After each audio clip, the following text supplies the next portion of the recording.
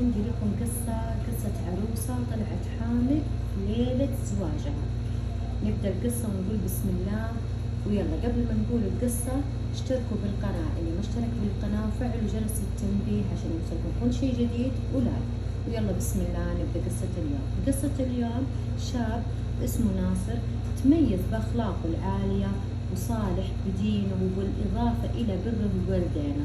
شاب بار بأبوه وأمه، طبعا عنده أخوان وأخوات لكن هو أقرب واحد لأبوه وأمه، دائما في خدمتهم ودائما يسعى لرضاهم.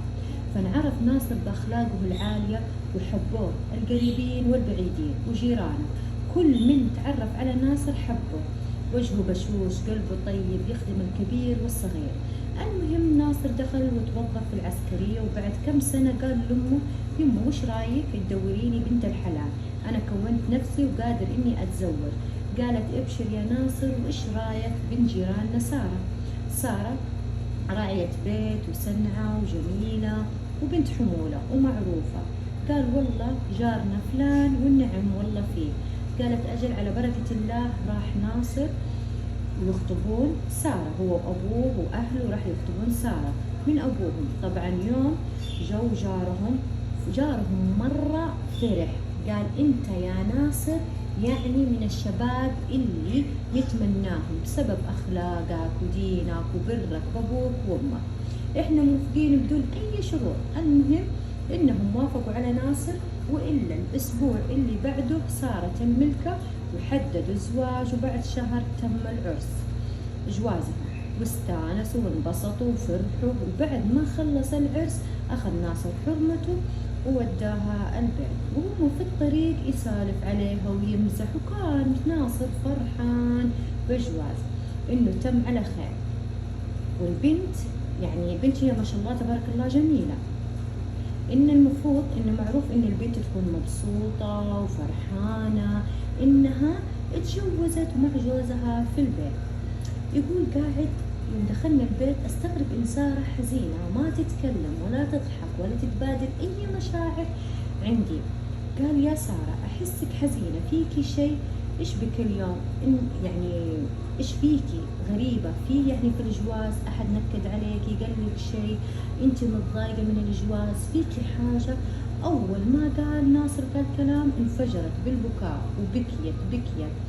يعني تحس الناصر حس إنه بكائها إنه من قلبها في نار بقلبها، البكي هذا اللي يبكي من قوة قلبه، بكاء شديد. قال لها: يا بنت الحلال أعوذ بالله منك، وش فيكي؟ يعني استغرب، يعني يقول: إيش فيكي؟ ليش تبكين؟ فيكي شيء؟ سمعتي شيء في العرس؟ أحد قايل لك شيء؟ أحد مزعلكي؟ المهم ما ترد عليه إلا بالبكاء. سارة يا بنت الناس إذا أنت مجبرة علي، خلاص ناصر قال لها: إذا أنت مجبرة علي عادي أنهي الموضوع من الحين. لشيء يعني أهلك جبروكي علي، أنت منتي موافقة علي، ما تبيني أبد، ابشري باللي تبينه. شوفوا كيف ناصح، بس علميني وش فيكي. وهي تبكي تبكي تبكي. يوم طلعت فيه اللي في راسه كله، إيش سوت؟ تركض يعني هما عند بعض، بس إنها تركض عليه وتبوس وتقعد وتبوس يده وتبوس رجوله وتقول. قال: أعوذ بالله منك، أنت وش فيكي؟ قالت: تكفى تراني دخلت على الله ثم عليك، تراني دخلت على الله ثم عليك، وتعيدها أكثر من مرة سارة. قال لها ناصر: يا بنت الناس أنت وش فيكي؟ علميني وش فيكي. قال: تراني دخلت على الله ثم عليك، ترى بوجهك. قال: دخلتي يعني خلاص، إيش فيكي؟ ما يجيكي ولا يضرك شيء، لكن علميني وش فيكي. قالت له اسمع الصدمة، قالت له: أنا حامل. قال: إيش؟ كيف حامل؟ أنت بنت وشلون حامل؟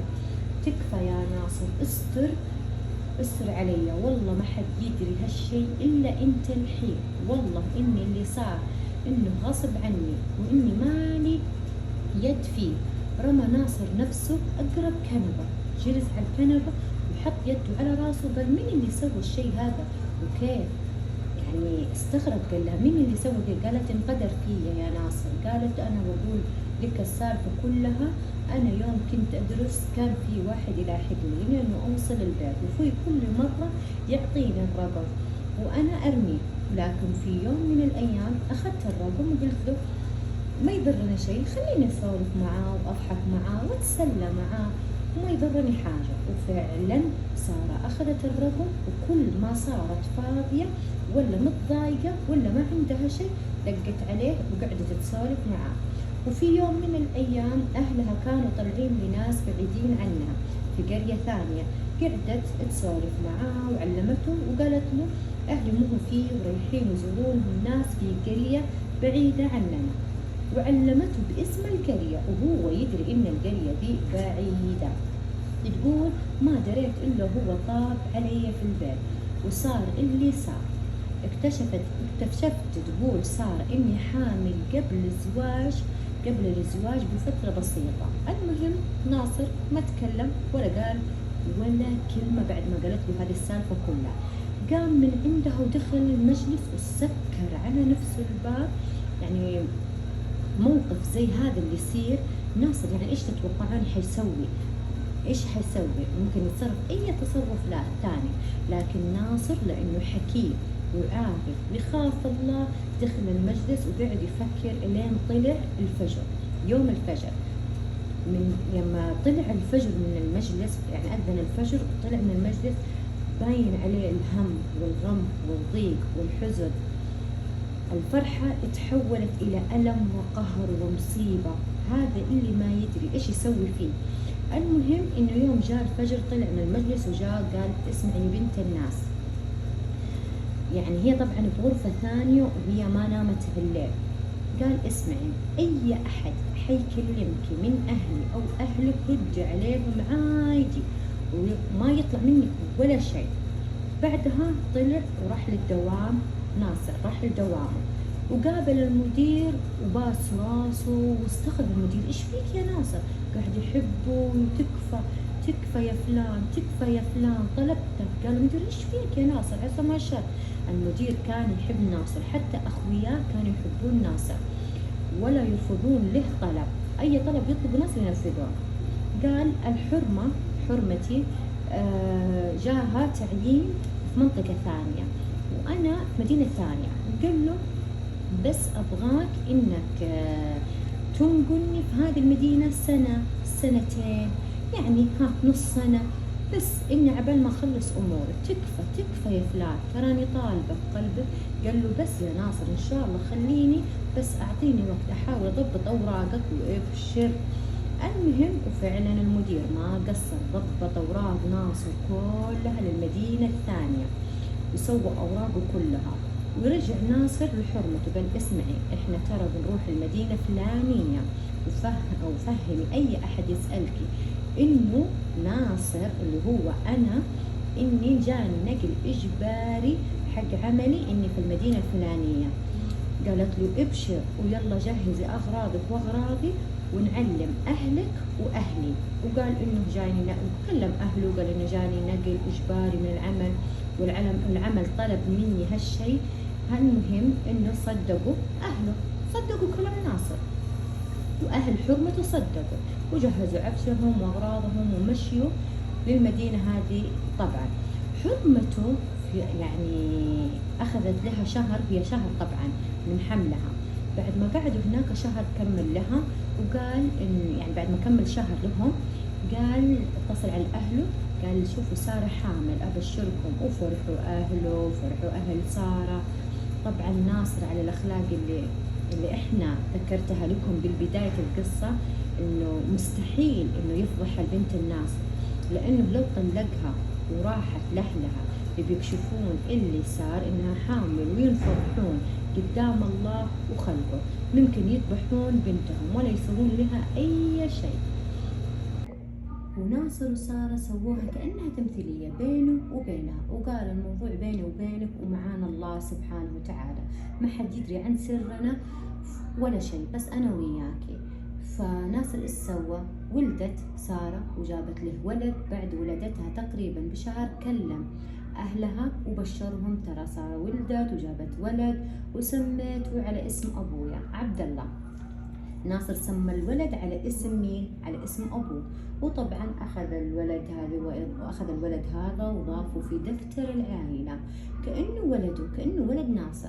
أهل سارة وأهل ناصر سافروا عندهم في المدينة اللي فيها هم علشان يشوفون الطفل الصغير اللي هو اسمه عبد الله، اللي هو ولد ناصر. فرحانين فيه ويحبونه، مرة يحبوه ويحضنوه وجابوا له الهدايا.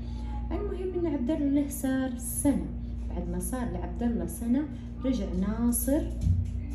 ناصر وسارة للمدينة اللي هم كانوا فيها. اتفق ناصر مع سارة على الطلاق، يعني رجعوا للمدينة حقتهم الأساسية، خلاص إنه جابوا الطفل، واتفقوا قبل مع سارة إنه يصير طلاق، واتفقوا على كل شيء وسبب الطلاق كله واللي بيقولونه لأهله وأهلها إذا سألوهم. وفعلا طلق ناصر سارة رغم إنه كان يحب الطفل هذا، الطفل عبد الله، وتعلق فيه سبحان الله كأنه ولده. ومشي عبد الله ومشى ناصر، ناصر نفسه مشى لعبد الله كأنه ولده، مصروف كأنه أبوه. وعبد الله موجود اسمه في البطاقات وفي الأحوال وفي كل شيء إنه من أبوه عبد الله ناصر. ويوم صار عمر عبد الله 3 سنوات تقريبا تزوجت أمه، فصار الولد أحيانا يقعد عند أمه وأحيانا يجيبوه يقعد عند أبوه ناصر، يقعد عند أبوه كم يوم ويرجع عند أمه كم يوم، وهكذا ما بين أمه وبين أبوه.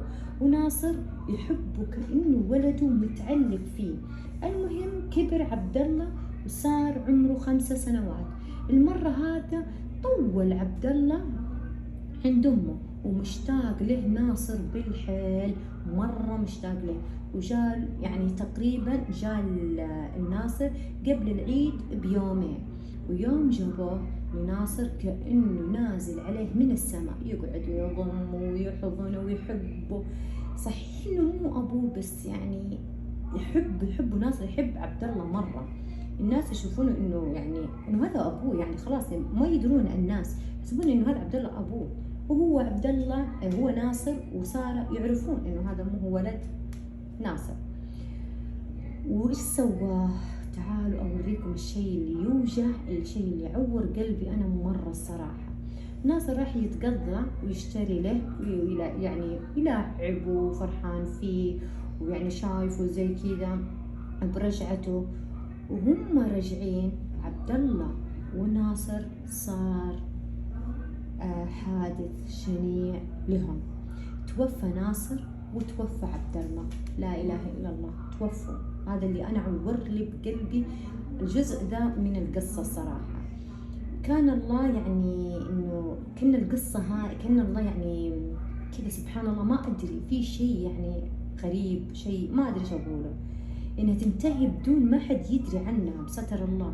هذه يعني ناصر ستر على هذه الحرمة، وأخذ الله تعالى ناصر والطفل حتى يعني ينسك الملف نهائيا. سبحان الله، هذا اللي وجعني في القصة. طبعا أكيد بتسألون تقولون كيف انتشرت طيب القصة وهو ستر عليها؟ كيف عرفتوا القصة؟ القصة تقريبا لها 17 سنة، واللي نشر القصة مين؟ هي سارة نفسها نشرتها. كيف نشرتها؟